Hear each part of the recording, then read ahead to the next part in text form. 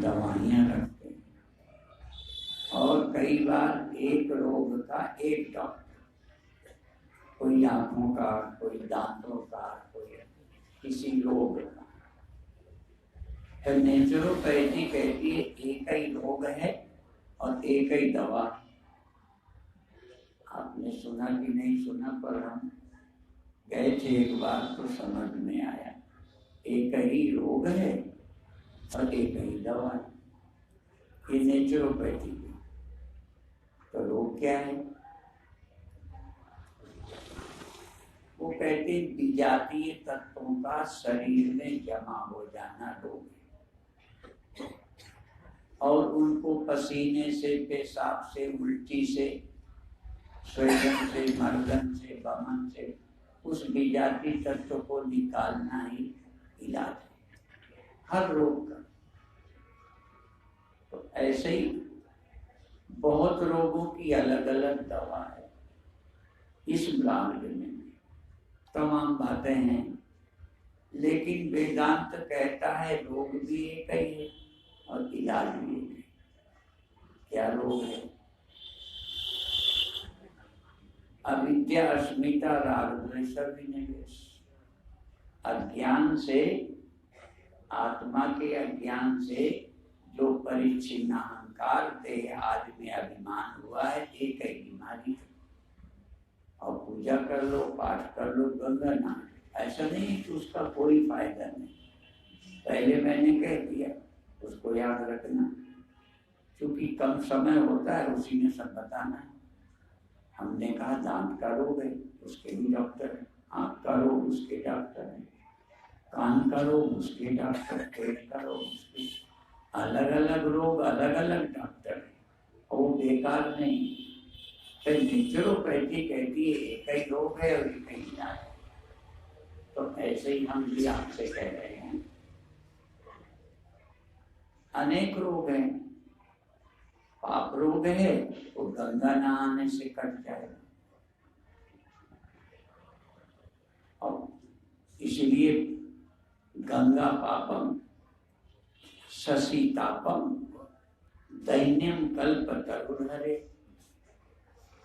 कल्प वृक्ष भी दवा है, तीर्थवास भी दवा है। पूज्य महाराज जी ने बहुत जगह भी आश्रम बनाए हैं, यहाँ भी बनाया है तीर्थ में। और हम भी यहाँ जब आने लगे तब हमारी जमीन हरिद्वार में नहीं थी, यहीं आते थे तो एक आध बार यहाँ रहे, फिर हमको वहाँ रख देते थे महामंडलेश्वर पूर्णानंद जी, बहुत पहले। तो यही जगह देखते वहाँ ले, तो तब से यहाँ रहे। महाराज जी ने तीर्थ में बनाया, हमने भी कई जगह बनाए, पर हमने भी तीर्थ में बनाया। क्योंकि कुछ नहीं, तीर्थ में रहोगे, तीर्थ में शरीर छूटेगा, कुछ तो लाभ है, व्यर्थ नहीं है। नहीं तो लोग तीर्थ क्यों जाते? और जिंदा में नहीं जाते तो लोग उसके फूल लेकर के गंगा में आते। जिंदा में बेचारा नहीं आ पाया, चलो बाद में पहुंचा, लाभ नहीं है, ये हम नहीं कहते। इसी तरह और भी बताते हैं, हर रोज पुण्य का लाभ है, पर कोई तिथियां हैं, इसलिए ये कार्यक्रम इन तिथियों में चुना था जिसमें एकादशी आती है। व्यर्थ नहीं है। तो क्षेत्र का लाभ है, समय का, इसलिए सुबह के समय को ध्यान के लिए ब्रह्म मुहूर्त, यो तो कभी भी ध्यान करो, पर ब्रह्म मुहूर्त का ज्यादा महत्व है। इसी तरह तिथियों का महत्व है, इसी तरह महीनों का महत्व है। अभी अभी हमारे आश्रम में कुछ वृद्ध माताएं जो चल ठीक नहीं पाती, रोज गंगा जाती, महीने के पहले नहीं जाती थी, वही रहती थी, बाद में भी नहीं जाएंगी, पर इस महीने में जा रहे हैं। क्यों? इस महीने को स्नान को ज्यादा महत्व है, पुण्य है। क्या क्या बताऊं विषय। तभी मैंने कहा अनेक रोग है, उनकी अनेक दवाएं हैं, पर ये जो कार्यक्रम है ये 5 मानते मुख्य रोग है। अविद्या और अश्लीला, अज्ञान और परिच्छिन्न अहंकार, सीमित अहम भाव। सीमित अहम भाव है तभी दे मेरा तेरा। यदि केंद्र नहीं है, सेंटर नहीं, तो सर्कमफ्रेंस कैसे बनेगा? मैं है तभी मेरा बनेगा।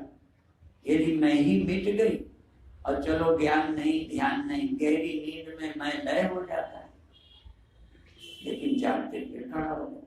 ये क्या करें कि मैं खड़ा ही ना हो या मैं झूठा हो जाए। वेदांत एक बात और बताता है, विषय तो बड़े हैं। पहले संतों की एक परंपरा थी जो आश्रमों में पढ़ाया करते थे, रोज पढ़ाई होती थी अध्यात्म की विधिवत। अब तो मंच में बोले चले गए, इसलिए आजकल वक्ताओं को भी ज्यादा मसाले की जरूरत नहीं। 5-7 लेक्चर आते हो, बस काम कर यहाँ बोल दो, वहां बोल दो, वहां बोल दो, बस। पर बरसों बरसों रह के स्वाध्याय होता है। और पूरी महाराज जी देखो, अभी मैंने ऐसे श्यामलाल जी से पूछ लिया कि आपका क्या प्रोग्राम है, तो कहते हैं कल तक तो ये, फिर अभी हम रुकेंगे, महाराज जी के यहाँ कैसेट लगाए जाएंगे, वो कार्यक्रम होगा, उसमें भी हम तो सुनना चाहिए। कई बार दूसरी बात, चूंकि हम वक्ता भी है ना, तो हमको मालूम है कमजोरी क्या होती है। यदि जो प्रवचन पहले किसी ने करा या 10 दिन पहले दोबारा वही विषय उठ जाए, तो आपको लगेगा तो सुन चुके हैं, तो आपका मन नहीं लगता। बार बार वही सुनना पड़े तो कितने दिन सुनो। एक ही पिक्चर रोज आए, सपोज सिनेमा होता था, एक ही पिक्चर रोज वही का वही आए, तो कितने दिन देखोगे बता। बस। तो कई बार विषय की पुनरावृत्ति से भी मान लोगों का हट जाता है, तो सुन चुके, पर सुनने के लिए युधिष्ठिर की बात याद रखना चाहिए। युधिष्ठिर भी पढ़ते थे, क्रोध नहीं करना चाहिए, लोभ नहीं होना चाहिए, ये नहीं होना चाहिए, बहुत बातें सुनी। अध्यापक अगले दिन पूछता है, ये बहुत अच्छी बात है, पूछना चाहिए। पूछा कि आपको याद हो गया?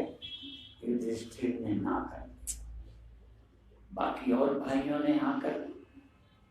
अगले दिन फिर पूछा, फिर ना कर। लेकिन याद नहीं होता, थप्पड़ मार दिया। आजकल तो छूट नहीं है थप्पड़, पहले मारने की छूट थी, पहले गुरु को डांटने की छूट थी। हम झूठ नहीं बोलते, हम दिन में सो गए थे, चोरी नहीं की, कोई चरित्रहीनता का काम नहीं। उज्जैन कुंभ में दिन में हम रावटी में सो गए तो गुरुदेव ने गधे की तरह हमें पीटा। आज कोई गुरु पीट सकता है, सुझाव दे तो बर्दाश्त नहीं है। ऐसे क्यों रहते हो, ऐसा क्यों, ये बर्दाश्त नहीं है। डंडे खाए। और पहले तो हमने सुना था कि कुम्हार हाथ लगा के पीटता है, अंदर हाथ सा है। हमें तो गुरुदेव ने हाथ नहीं लगाया, ऐसे ही पीने दिया, टूटे नहीं, ये बात पक्की। अब आपसे भी यही कहेंगे, टूटना नहीं है, गुरु से जुड़े रहो। अब ये तो आप जानते हो कि लोहा अकेले डूब जाता है। नाव में जब लगाते हैं ना लोहे, तो नाव भी बना देता है, और नाव तो डूबती नहीं, लोहा भी नहीं डूबता। तो आप गुरु के साथ जुड़े रहो, साथ ही पार हो जाओ। हम उतना तप नहीं कर सकते, उतना जप नहीं कर सकते। गुरु के प्रति श्रद्धा। और आजकल हमारे धर्म कुमार जी अवधूत जी थे, फिर हमारे परम सम्माननीय 1008 स्वामी परमानंद जी थे, फिर हरिओम लाल जी थे। आज उस परंपरा में, उस गद्दी पर हमारे धर्म कुमार जी। हमें नहीं मालूम, न तो हमने स्वामी परमानंद जी का सुना। आज मन जरूर हुआ जब इन्होंने कहा उनका कैसेट लगाएंगे, तो हमारा मन हुआ कि एक दो कैसेट हमें भी देना। हिंदी में है तो समझ जाए। अब ये सिंधी हिंदी की बात नहीं पता है। हम बहुत सिंधी संतों से जुड़े हैं, मनोहर दास जी थे और विशेष करके स्वामी सर्वानंद जी, केवदान जी थे। तो हम गोंदिया गए। पहले ये भी देखो 2 ही 4 आश्रम हैं।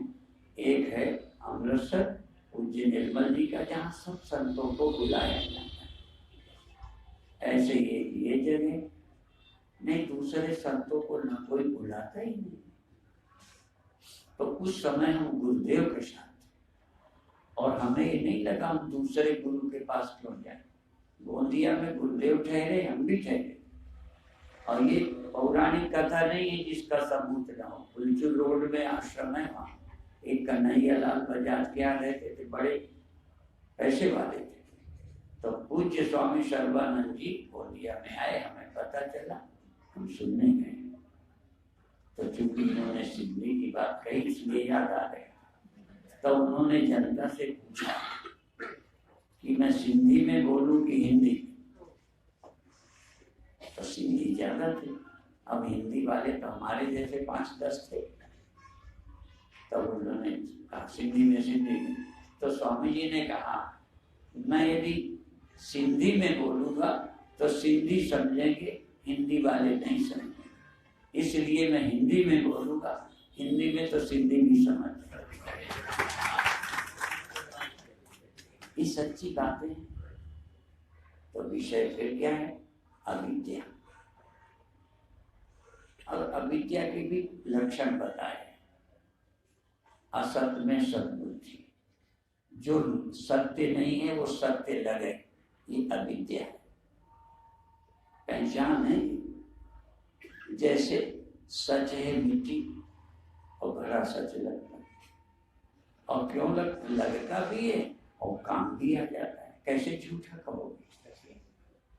पर सच मिट्टी है, घड़ा सच नहीं है। और यदि सच है तो व्यवहारिक सत्य है, और परमात्मा व्यवहारिक सत्य नहीं है, पारमार्थिक सत्य है। ये विषय है, इनके पारिभाषिक शब्द है।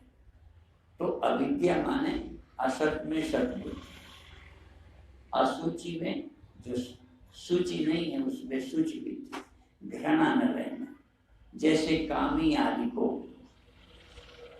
घृणा नहीं रहेगा, चूमना चाटना। अब ज्यादा नहीं घृणा रहे।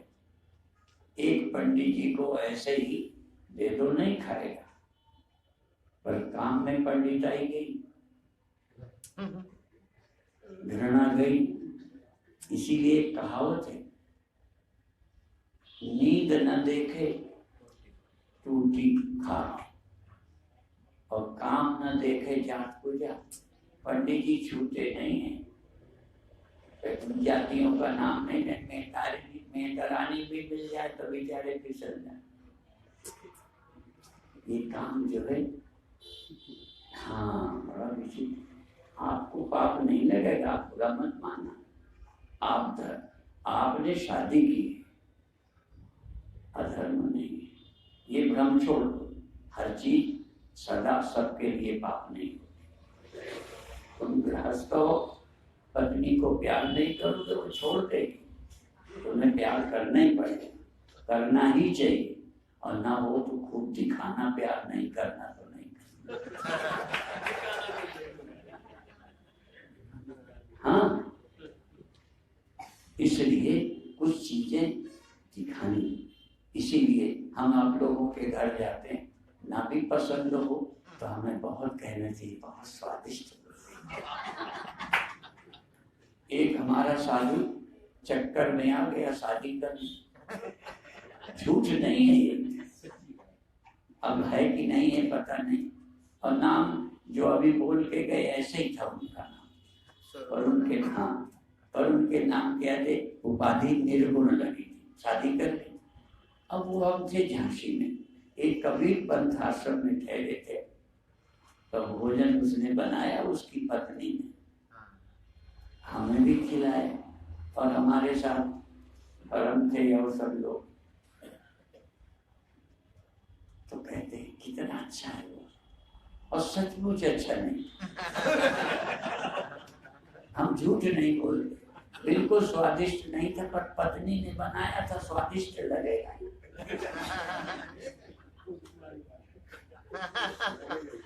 हाँ, अपनों का अपने में दुर्गुण नहीं दिखते। खैर, अब जमाना बदल गया, अब तो आपको भी उनको तो अच्छा लगता ही था, बेचारे साधुओं की मुश्किल में मिली थी। हाँ, तो अच्छा लगता ही था, और हम लोगों को तो कोई कार नहीं, पर चलो हम तो उदाहरण दे रहे हैं कि ऐसा होता है। तो अशुचि में शुचि बुद्धि, असत में सत बुद्धि, अशुचि में शुचि बुद्धि, झूठा नहीं लगता, घृणा नहीं लगता, और अशुचि में शुचि बुद्धि और असुख में सुख बुद्धि, जिसमें सुख नहीं है उसमें सुख लगने लगता है। तो ये अविद्या है। तो पहले अविद्या की निवृत्ति हो जाए, फिर अस्मिता, अविद्या और अस्मिता, ये सीमित मैं बना निवृत्त हो जाए, नहीं तो झूठा हो जाए, ये का ख्याल मात्र है, ये सीमित मैं अस्तित्व नहीं। जैसे लहरें, अभी सुबह थे लहर हजारों, पानी एक सागर है, तो सत्य तो एक है, एक में वा द्वितीय ब्रह्म, लेकिन अलग अलग सत्य। ऐसे ही मैं सत्य, तुम सत्य, ये कितने मैं हैं, और एक चेतन है, एक चेतन,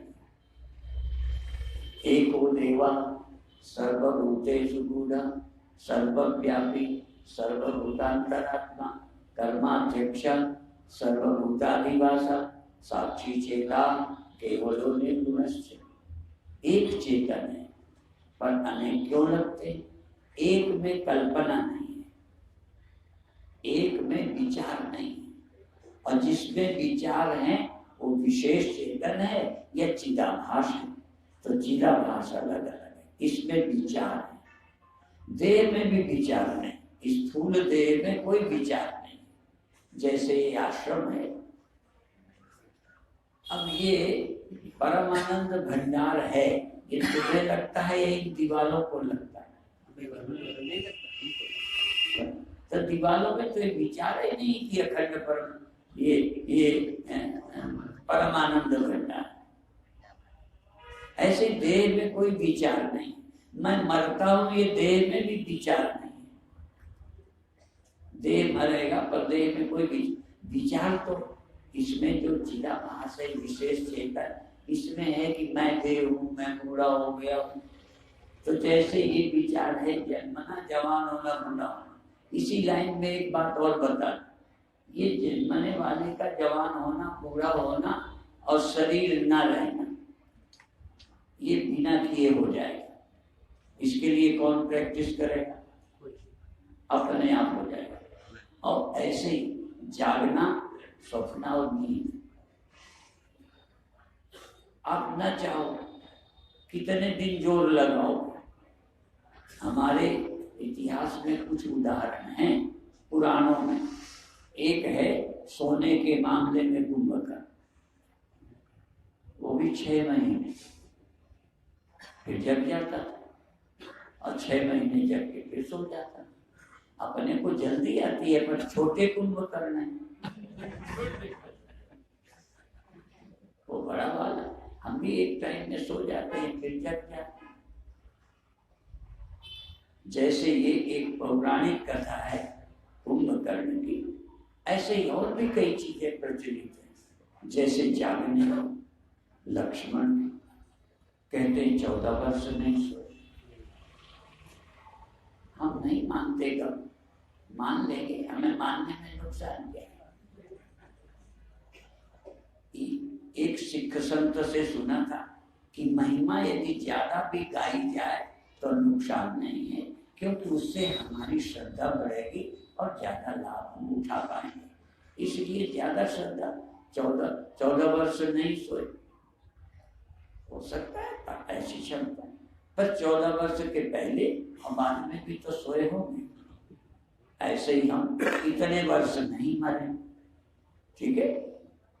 अब हम भी काफी बड़े हो, इतने वर्ष अभी तक नहीं मरे।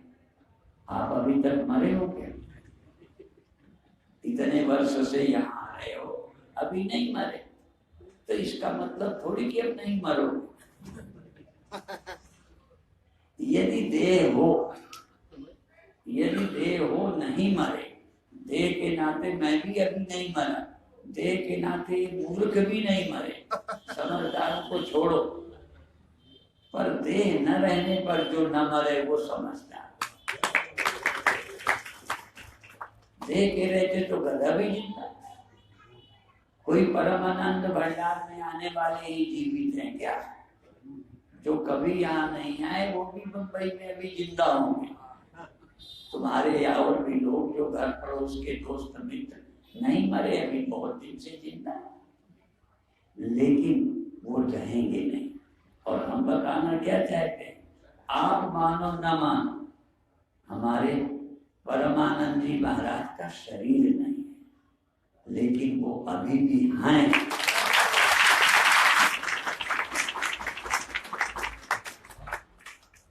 उनका अंत कैसे हो जाएगा?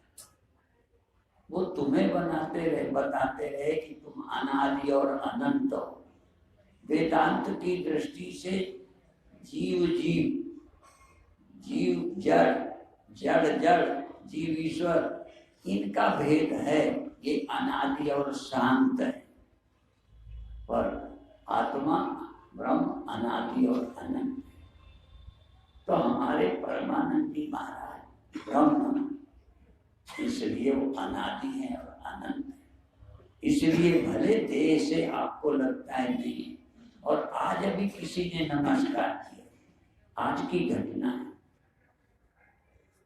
तो वो आंख बंद किए हमारे सामने नमस्कार कर रहे थे या कर रही थी, ये भूल गए, आंखें बंद। तो किसी ने कहा स्वामी जी सामने बैठे हैं, आंख खोल के करो। तो मैंने आधे उत्तर दिया कि आंख खोलने वाले को बाहर मैं बैठा हूं, हम आंख बंद करने वाले के भीतर बैठा। तो करके देखो, जब भी आंख बंद करके ख्याल करोगे तो व्यक्ति तुम्हारे मन में। इसलिए ध्यान कर, तो इसलिए बाहर वाले परमानंद जी नहीं है, भीतर वाले हैं।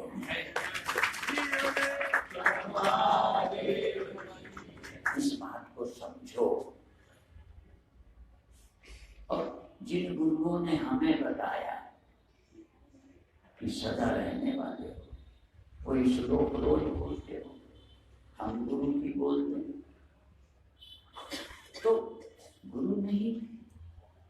हाँ, जिस माध्यम, यदि लाउड स्पीकर ये हार्न गड़बड़ हो जाए, बिगड़ जाए या टूट जाए, तो मैं तो बैठा हूँ अभी, पर आवाज पहुंचनी बंद हो गई। वो इस मुख से जो बोलते थे, इस देह के माध्यम से जो बोलते थे, वो इस देह के माध्यम से नहीं बोलते। अब एक तो पुराने जो टेप हैं उनके माध्यम से सुनो, और कोई प्रश्न उठ जाए तो पूछो। आज ही उन्होंने कहा कि परमानंद ब्रह्मानंद ये आए, चून अंदर बेचून तो गलाए, अंगे वयो लाहूत। तो देखो, हमारा मतलब स्वामी जी का रोज सुनो। अब चूंकि अब उसको वो थोड़ा सा बदल के नहीं समझाएंगे, जैसे मेरा टेप और मैं, मान लो मेरा टेप ये ले जाओ आज वाला, ठीक है, तो जो बोल गया बोल गया। पर यदि मेरे आज के बोले में प्रश्न उठे तो टेप नहीं समझाए, वो मैं समझा। तो इसी तरह से जो बोल चुके, अब उसमें यदि आपको जरूरत पड़े कुछ प्रश्न, तो अब इस शरीर से वो न समझा पाएंगे। तो उन्होंने देखो अपने रहते हम सबको बुला बुला के जोड़ रखा है कि कोई बात भूल जाओ न समझ आए तो इनसे पूछ लो। बात उन्हीं की है, हम नई बात नहीं, पर उसी में यदि कोई चीज नहीं समझ आए तो फिर से पूछ लो। उनका देह होता तो उनसे पूछ लेते, उनका देह नहीं है तो और देह वाले से पूछेंगे, पर पूछेंगे किनसे? जो उसी रास्ते वाले हैं। हाँ, क्योंकि यदि और रास्ते वाला है तो वो कुछ और बताएगा, तो मति भ्रम पैदा हो। इसलिए उस तरह के संस्कार वाले संतों को वो भी बुलाते हैं। क्या समझ के बुलाते थे? कई संत तो ये भी कहते भाई हमने जो तुमको सुनाया है, और उनको बुला के मंच से बुलवा दिया कि देख लो जो हम बोलते हैं वही ये बोलते। इसलिए तुमको ये डाउट ना हो, संदेह ना हो, वही बात तो ये कह रहे हैं, इसलिए और पक्के हो बस। और एक संत से तो हमने और सुना था कि कुएं में बाल्टी गिर गई, तब वो निकले तो वो एक कांटा होता है, ऐसे कई आड़े टेढ़े होते हैं, उसको कुएं में डालते हैं रस्सी से और उसको यूं यूं घुमाते हैं, तो फिर वो आ गए। किसी ने पूछा ये इतने एक कांटे की क्यों नहीं, इतने कांटे क्यों? कहते हो सकता है ये कांटा इधर हो, बाल्टी ना फंसे। तो कई तरफ को है कि इधर वाले में या इधर वाले में या इधर, किसी वाले में तो फंस जाएगा। तो हमारे स्वामी परमानंद जी इतने महात्माओं का गुच्छा बुला लेते थे, किसी न किसी के चक्कर में आबाद तो सागर के पार हो गए। तो इसलिए अविद्या, अस्मिता, राग और द्वेष, अभिनिवेश, पंच क्लेश, 5 दुख है। छठवां कोई दुख ही नहीं है। तो इसका क्या करना है? पहले तो विवेक, विवेक और अनित्य से, अशुचि से वैराग्य। विवेक वैराग्य से संपत्ति को मुक्ति का, न रहने वाले से वैराग्य भी होना चाहिए। ये नहीं कि इस्तेमाल न करो, वैराग्य होना।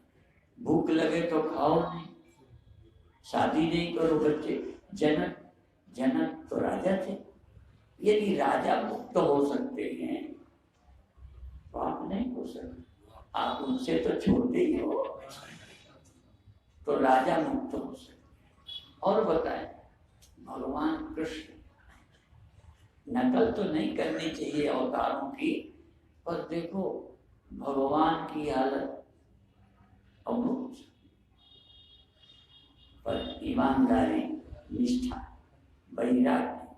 हाँ, इसलिए भगवान रोते नहीं हैं। भगवान के लिए लोग रोते हैं, भगवान नहीं रोते। और क्या करें? और आपको भी यदि कभी जैसे जनक जानकी को अपने हृदय से लगा लिया, जब देखा शादी नहीं हो रही तो विलाप कर लिया, तो एक आदमी तुम्हें थोड़ा बहुत हो जाए तो इतने से इतना ध्यान चला जाएगा। हमने रामकृष्ण परमहंस का सुना है, इसलिए मैं याद दिलाता हूँ। सुना है कि आपकी आंखें हैं, एक यही अंधा है। अब आंधी आ गई, जोर से अंधेर हो गई, तो थोड़ी देर तुम्हें किधर जाए नहीं दिखता, अंधे को भी नहीं। पर आंधी गई तो अंधे को दिखने लगे, पर आंख वाले को दिखने लगे। तो ज्ञानी को भी कभी कुछ क्षण के लिए विकार आ गया, तो थोड़ी देर को, एक व्यक्ति ने अभी हमें अंदर से पूछा कि क्रोध क्यों आता है, और क्रोध ना आए क्या करें? वो भी बता देंगे, पर अभी बता दें कि क्रोध आने के बाद जिससे क्रोध आया है यदि नफरत न रहे तो बहुत बड़ी बात।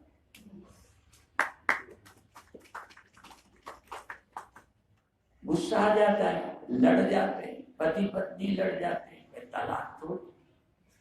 पति पत्नी लड़ जाते हैं लेकिन बोल जाते। छोटे बच्चों को गुस्सा नहीं आता, छोटे बच्चे लड़ नहीं जाते, छोटे बच्चे खा नहीं लेते, छोटे बच्चों का सब कुछ सहज है, उनके यहाँ कुछ जमा नहीं होता।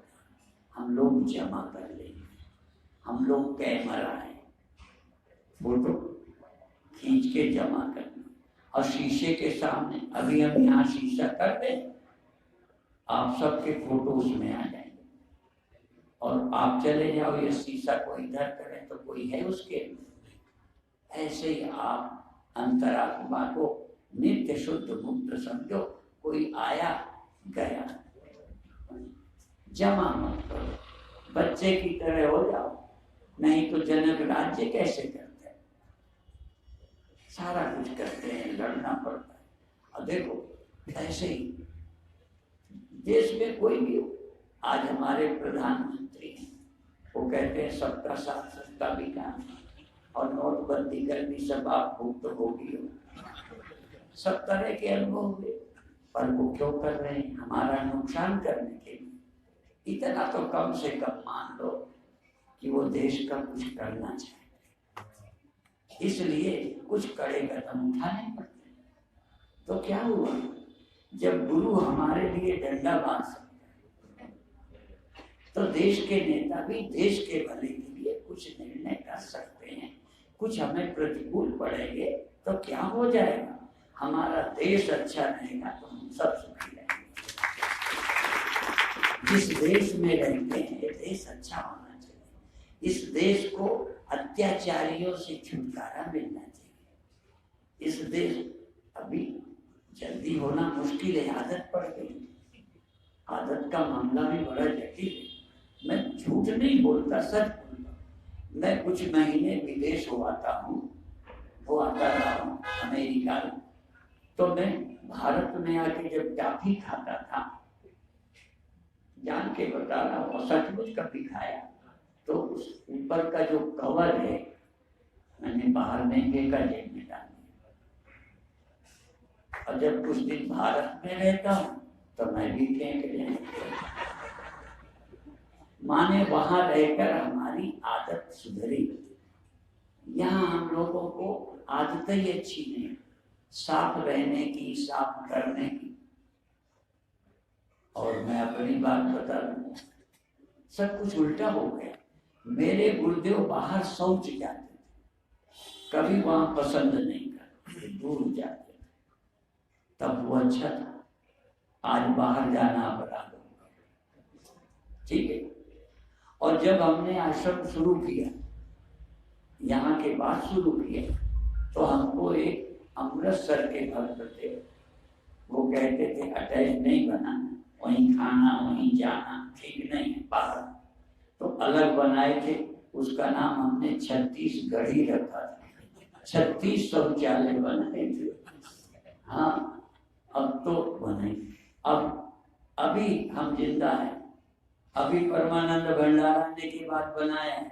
अब कोई ऐसा कमरा नहीं चाहता जो अटैच ना हो। बदल गए तो सब कुछ बदलना, बदलने के अनुसार थोड़ा बहुत अपन भी बदले हैं, तुम भी बदले हो, बदलेंगे, लेकिन क्या मुक्ति ना होगी? बंधन है अज्ञान से, मुक्ति होगी ज्ञान से। बस अज्ञान, और भगवान शंकराचार्य ने ताल ठोक के कह दिया। आप कभी ताल ठोक के प्रोग्राम सुनते हो टीवी में?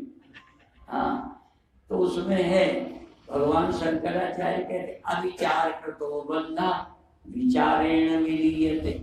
आपने कभी बुद्धि का प्रयोग नहीं किया, इस आत्मा का कभी विचार नहीं किया, इसलिए बंधन है। अविचार से बंधन हुआ है, विचार से मुक्ति होगी। और एक शब्द कह के आज समाप्त करेंगे। उनका एक शब्द ये है, मुक्ताभिमानी मुक्त हुए। मैं मुक्त हूँ, इस अभिमान से मुक्त हो जाऊं, और मैं बंधा हूँ, ये अभिमान तुम्हें बांध दे। ये किंवदंती, ये सत्य है, उन्होंने खुद कह दिया। ये जब ये किंवदंती है, कहावत है ये, पर ये सच है। जिसकी जैसी मति उसकी वैसी गति। आप मानो हम गुरु की शरण आ गए हैं, मुक्त होंगे तो मुक्त हो जाओ। ओम शांति शांति।